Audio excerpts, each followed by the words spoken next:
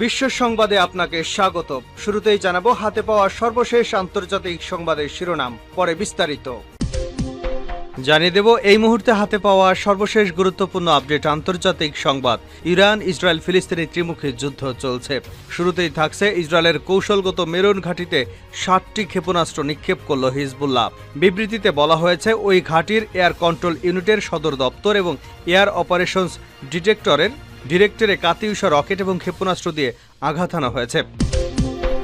এবারে জানাবো গাজা সিটিতে জাতিসংঘের কার্যালয়ে ইসরায়েলি সেনা অভিযান শুরু। গাজা সিটিতে অবস্থিত ফিলিস্তিনি জাতিসংঘের শরণার্থী বিষয়ক সংগঠন ইউএনআরডব্লিউ এর সদর দপ্তরে সামরিক অভিযান শুরু করেছে বলে জানিয়েছে ইসরায়েলি সেনাবাহিনী। আজ সোমবার এ তথ্য জানিয়েছে আল জাজিরা। জানাবো ইসরায়েলের নেতানিয়াহু সরকারের বিরুদ্ধে বড় ধরনের বিক্ষোভ চলছে।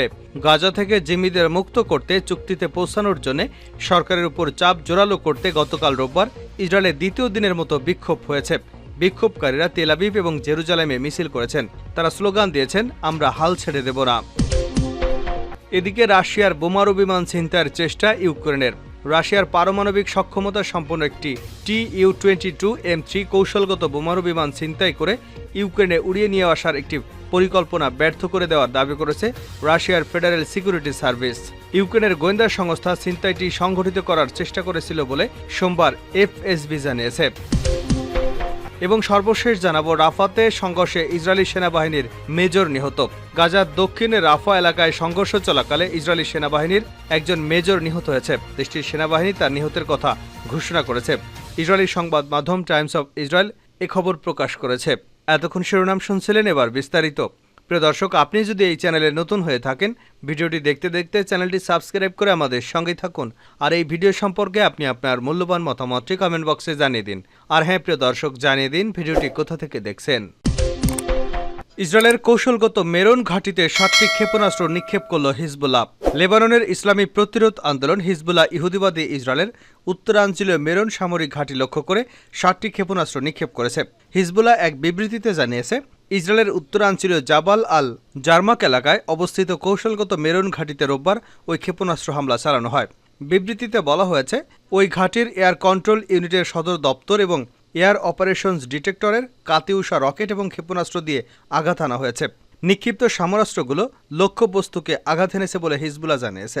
লেবানন থেকে মেরন ঘাঁটি লক্ষ্য করে 60টি ক্ষেপণাস্ত্র এবং রকেট নিক্ষেপের কথা স্বীকার করেছে ইহুদিবাদী গণমাধ্যমগুলো। এদিকে ইসরায়েলের বারকাত ত্রিশা সামরিক ঘাঁটিতে ইসরায়েলি সেনা জমায়েতকে লক্ষ্য করে গাইডেড ক্ষেপণাস্ত্র নিক্ষেপ করার কথা জানিয়েছে হিজবুল্লাহ। ওই হামলায় ঘাঁটিটিতে আগুন ধরে গেছে এবং ইসরায়েলি সেনারা হতাহত হয়েছে বলে জানা গেছে। এছাড়া লেবানন সীমান্তবর্তী বাদ বিল্ডার সদর দপ্তরেও রকেট হামলা চালিয়েছে হিজবুল্লাহ। লেবাননের এই প্রতিরোধ আন্দোলনে তার বিবৃতিতে বলেছে, গাজায় ইসরায়েলি গণহত্যার প্রতিবাদে তারা এসব হামলা চালাচ্ছে। গাজায় যুদ্ধবিরতি প্রতিষ্ঠিত হলে তারা বিনা ঘোষণায় উত্তর ইসরায়েলে হামলা বন্ধ করে দেবেন। কিন্তু গাজায় যতদিন আগ্রাসন চলছে ততদিন হিজবুল্লাহ গাজাবাসীর সমর্থনে ইসরায়েলে হামলা চালিয়ে যাবে বলে বিবৃতিতে উল্লেখ করা হয়েছে। গাজা সিটিতে জাতিসংঘের কার্যালয়ে ইসরায়েলি সেনা অভিযান শুরু। গাজা সিটিতে অবস্থিত ফিলিস্তিনি জাতিসংঘের শরণার্থী বিষয়ক সংগঠন ইউএনআরডব্লিউ এর সদর দপ্তরে সামরিক অভিযান শুরু করেছে বলে জানিয়েছে ইসরায়েলি সেনাবাহিনী।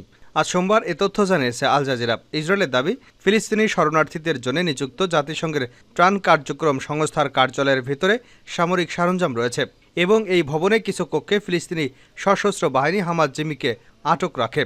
ইসরায়েলি সেনাবাহিনী জানিয়েছে, এর আগে এই এলাকায় অভিযান চালিয়ে বেশ কয়েকজন হামাস সদস্যকে তারা হত্যা করেছে এবং এই ভবনের নিচে একটি সুড়ঙ্গ পথ ধ্বংস করেছে।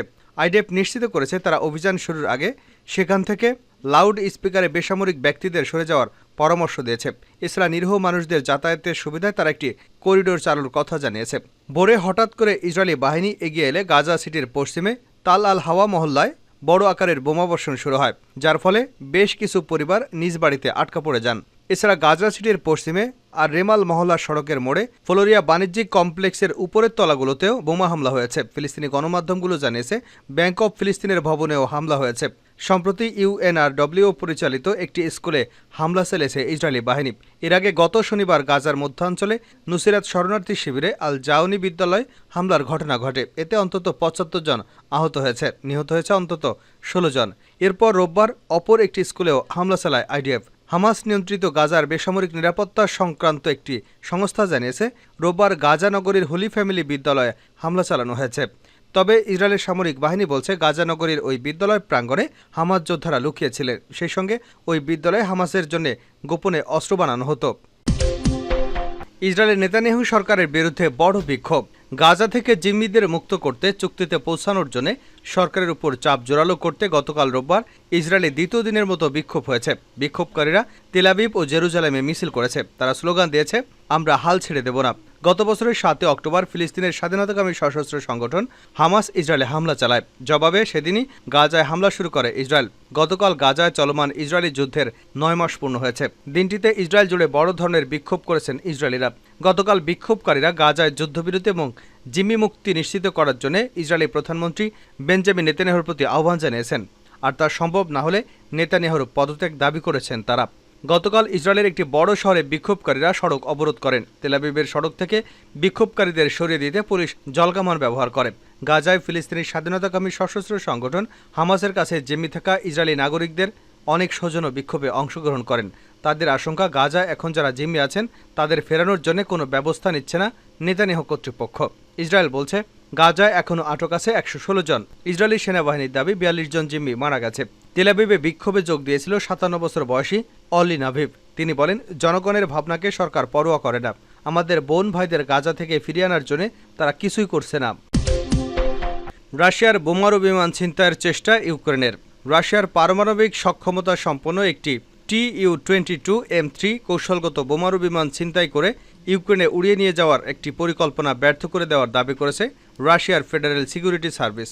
ইউক্রেনের গোয়েন্দা সংস্থা ছিনতাইটি সংগঠিত করার চেষ্টা করেছিল বলে সোমবার এফএসবি জানিয়েছে। সোভিয়েত আমলের গোয়েন্দা সংস্থা কেজিবির প্রধান উত্তরসূরি সংস্থা এফএসবি তাদের ওয়েবসাইটে বলেছে, ইউক্রেনের গোয়েন্দা সংস্থা আর্থিক পুরস্কার এবং ইতালির নাগরিকত্ব দেওয়ার বন্দোবস্ত করে দেওয়ার বিনিময়ে রাশিয়ার সামরিক বাহিনীর একজন পাইলটকে একটি ক্ষেপণাস্ত্রবাহী উড়িয়ে ইউক্রেনে অবতরণ করাতে রাজি করানোর চেষ্টা করেছিল। ব্যর্থ এই ছিনতাই প্রচেষ্টার সঙ্গে ন্যাটো জোটভুক্ত দেশগুলোর গোয়েন্দা বাহিনী জড়িত থাকার বিষয়টি উন্মোচিত হয়েছে বলে এফএসবি দাবি করেছে। কিন্তু যুক্তরাষ্ট্রের নেতৃত্বাধীন সামরিক জোটটির কোনো সদস্য দেশের গোয়েন্দা সংস্থা এর সঙ্গে জড়িত ছিল তা সুস্পষ্টভাবে জানা যায়নি। এফএসবি আরও জানিয়েছে, এই প্রক্রিয়া চলার সময় রাশিয়ার গোয়েন্দা কর্মকর্তারা তথ্য সংগ্রহ করতে সক্ষম হন, আর তা রাশিয়ার সামরিক বাহিনীকে ইউক্রেনের সশস্ত্র বাহিনীর উজারনোয়া বিমান ক্ষেত্রে সফলভাবে আঘাত হানতে সাহায্য করে। ওই বিমান ক্ষেত্রটি ইউক্রেনের উত্তর পশ্চিমাঞ্চলের শহর জিতোমের শহরের নিকটবর্তী। এফএসবি ওই রুশ পাইলটের একটি ভিডিও প্রকাশ করেছে, যিনি ওই অভিযানটি চালাতে সংস্থাটিকে সহায়তা করেছেন। তবে ভিডিও ক্লিপটিতে তার পরিচয় গোপন রাখা হয়েছে এবং তার কণ্ঠস্বরও পাল্টে দেওয়া হয়েছে বলে আরটি জানিয়েছে। রাশিয়ার ওই বিমান বাহিনীর এই সদস্য জানান, টেলিগ্রামে এক ব্যক্তি তার সঙ্গে যোগাযোগ করেছিল আর সে ইউক্রেনের গোয়েন্দা সংস্থার হয়ে কাজ করে বলে প্রকাশ করেছিল। ওই ব্যক্তি নিজেকে পাবলো বলে পরিচয় দেন। রয়টার্স জানিয়েছে, তারা স্বতন্ত্রভাবে এসব তথ্যের সত্যতা যাচাই করতে পারেনি, আর ইউক্রেনের গোয়েন্দা সংস্থা তাদের মন্তব্যের অনুরোধে তাৎক্ষণিকভাবে সাড়া দেয়নি। রাফাতে সংঘর্ষে ইসরায়েলি সেনাবাহিনীর মেজর নিহত। গাজার দক্ষিণে রাফা এলাকায় সংঘর্ষ চলাকালে ইসরায়েলি সেনাবাহিনীর এক মেজর নিহত হয়েছে। দেশটির সেনাবাহিনী তার নিহতের কথা ঘোষণা করেছে। ইসরায়েলি সংবাদ মাধ্যম টাইমস অফ ইসরায়েল এ খবর দিয়েছে। নিহত মেজরের নাম জালা ইব্রাহিম। তিনি কম্ব্যাক্ট ইঞ্জিনিয়ারিং কোরের 601তম ব্যাটালিয়নের একজন কোম্পানি কমান্ডার ছিলেন, যার বাড়ি ছিল ব্রুজ সম্প্রদায় শহর সাজারে। মেজর ইব্রাহিমের মৃত্যুর পর গাজায় হামাসের বিরুদ্ধে চলমান অভিযানে এবং সীমান্ত এলাকায় সামরিক অভিযানে ইসরায়েলের নিহত সেনার সংখ্যা 326-এ পৌঁছেছে। এদিকে গাজা শহরের সুজায়া, রাফা এবং মধ্য গাজায় গত একদিনের সংঘর্ষে একাধিক ফিলিস্তিনি যোদ্ধাকে হত্যার দাবি করেছে আইডিএফ। সুজায়াতে অভিযান পরিচালনা করছে 98তম ডিভিশন। দুদিন আগে সেখানে অভিযান শুরু করে তারা। আইডিএফ দাবি করছে, বন্দুকযুদ্ধে অনেক সন্ত্রাসী নিহত হয়েছে। তাছাড়া সেখানে একটি স্কুলে অস্ত্রের মজুদ পাওয়া গেছে বলে দাবি করা হয়েছে। অভিযানের সময় ইসরায়েলি বিমান বাহিনীর ড্রোন সুজায়ের বেশ কিছু লক্ষ্যবস্তুতে আঘাত এনেছে।